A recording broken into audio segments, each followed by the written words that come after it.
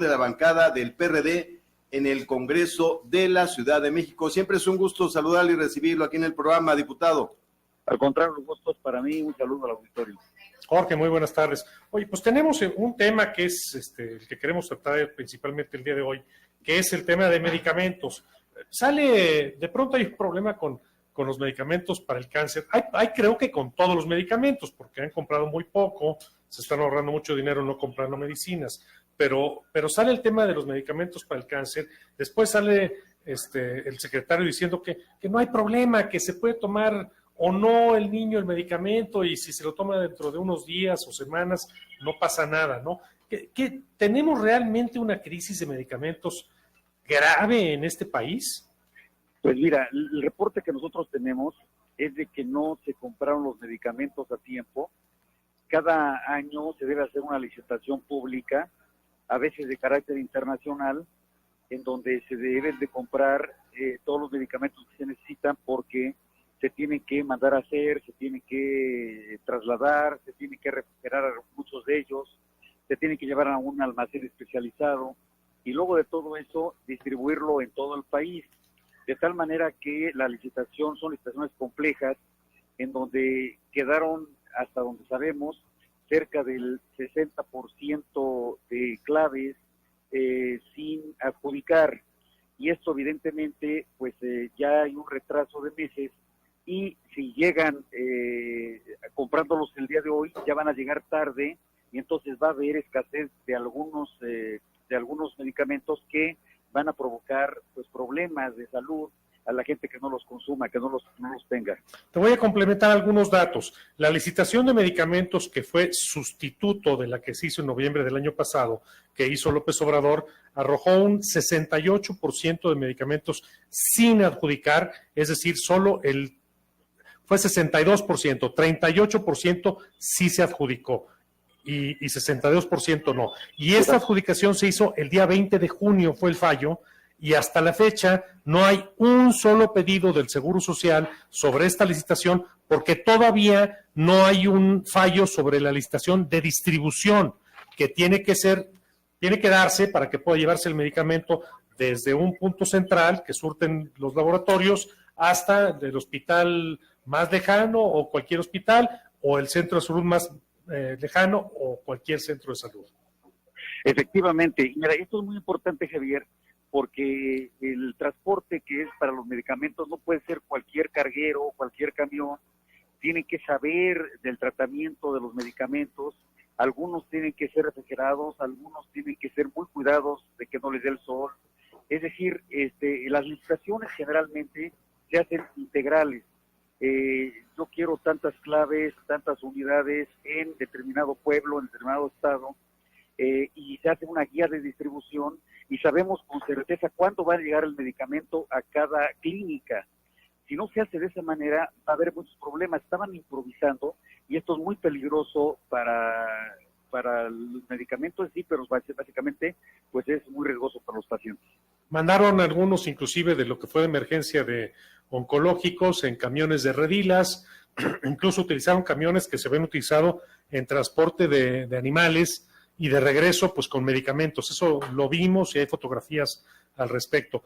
¿Hay riesgo de que haya problemas, digamos, que aumente la mortalidad o que haya problemas serios de salud en este país por la falta de medicamentos? ¿Tú lo ves ya así? ¿Ya hay tanto faltante?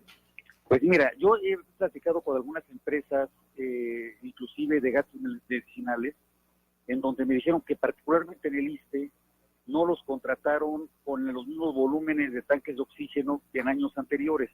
Esto quiere decir que algunos pacientes, en lugar de darles, por decir una tontería, 10 tanques al año de oxígeno, les daban 7 o 5. Esto implica desde luego un ahorro, si lo vemos en términos monetarios, pero un deterioro de la salud de una persona que es oxígeno dependiente, que necesita su oxígeno para poder estar en condiciones óptimas. Sin oxígeno, pues hay un deterioro de la salud.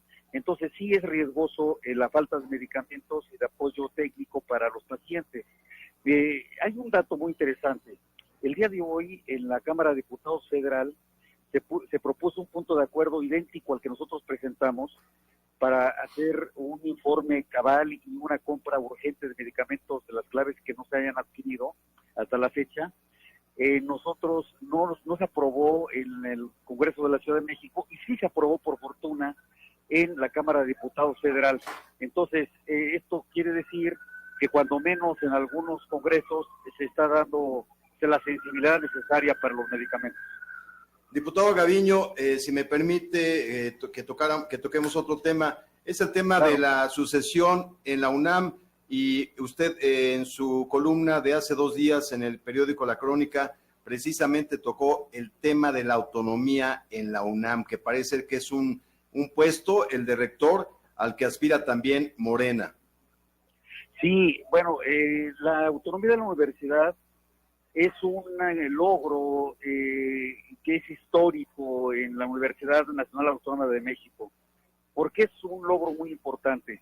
Porque la autonomía no solamente significa que se puedan desarrollar los planes de estudio, que se pueda garantizar la libertad de cátedra de los maestros, que los alumnos puedan escoger con qué catedrático se inscribe, que el Estado no intervenga y no politice los espacios universitarios. La autonomía, sobre todo, significa eso, que no se politice, que no haya una doctrina política, religiosa dentro de las aulas. Entonces, si de pronto alguien que está, digamos, simpatizando, pero no simpatizando, sino que sea militante de un partido político directamente como rector, pues evidentemente va a contaminar lo que se llama autonomía universitaria. Es lo que le decía a usted al principio, parece por ahí que estaban candidateando o están candidateando a John Ackerman, que es un fiel seguidor del movimiento de Morena, y bueno, yo creo que el doctor Enrique Graue bien podría repetir en un segundo periodo en la UNAM. Sí, efectivamente, Ackerman es una gente que es connotada desde el punto de vista científico en la universidad, pero es militante de un partido político y tiene una relación de pareja, es esposo de la que es secretaria de Función Pública, de tal manera que pues sería muy lamentable que una persona con esas características, con ese perfil, llegara a decidir la máxima casa de estudios en atención a que políticamente pues va a ser contaminada la universidad. ¿Hay riesgo de una mala administración en la UNAM con digamos, si esta cae en manos de intereses políticos? Pues sí, mala administración porque no se respetaría la autonomía universitaria. Independientemente del manejo administrativo y de los manejos de los dineros, pues estamos hablando de una filosofía esencial de la universidad, que es la autonomía universitaria, que fue una bandera de todos los universitarios desde 1910, de la creación de la universidad, en donde en 1929 se reforma la Constitución dando la autonomía, y en 1933 se otorga la ley orgánica con autonomía a la Universidad Autónoma de México. Y hablando de conflicto de interés, diputado Gaviño, ¿qué nos dice usted de la hija del secretario particular del presidente López Obrador, la señorita Carmelina Esquer, que ocupa un cargo importantísimo y con el manejo de mucho dinero, y hablamos de millones de dólares, de una filial de Pemex en Texas? A mí me preocupó mucho ese tema porque no existe una razón técnica, de conocimiento, de experiencia, de manejo de recursos que pueda tener esta joven, independientemente de que sea hija de quien sea, sino que el perfil de un puesto no es congruente con el nombramiento. Es decir, allí se esperaría que estuviera una persona que fuera experto en este tipo de compras, de adquisiciones para una filial de Pemex, como es lo que decidió, y estamos muy lejos de que se cumpla un perfil técnico. Entonces, aquí, y esto es un asunto que solo se explica con padrinazgos, inclusive con corrupción, porque ¿cómo vamos a nombrar a una persona que no tiene el perfil y los conocimientos necesarios para el manejo de esta tan importante responsabilidad? Pero debe tener el 99% de honestidad y el 1% de capacidad, y con eso basta. Pues a lo mejor sí llega al 1, ¿no? Ella, ¿no? De capacidad. Eso no creo que sea lo correcto. Jorge, finalmente, estamos en víspera del primer informe de gobierno de López Obrador. ¿Cuál sería brevemente un balance de estos meses que lleva esta cuarta transformación López Obrador a la presidencia? Bueno, yo esperaría que nos dieran datos concretos de cómo están manejando las finanzas, cómo vamos en lo que respecta a la seguridad pública, qué se espera dónde estamos con la Guardia Nacional, hacia dónde vamos, qué vamos a hacer precisamente con los medicamentos, con la salud, todos esos temas que son vitales para el buen funcionamiento del Estado.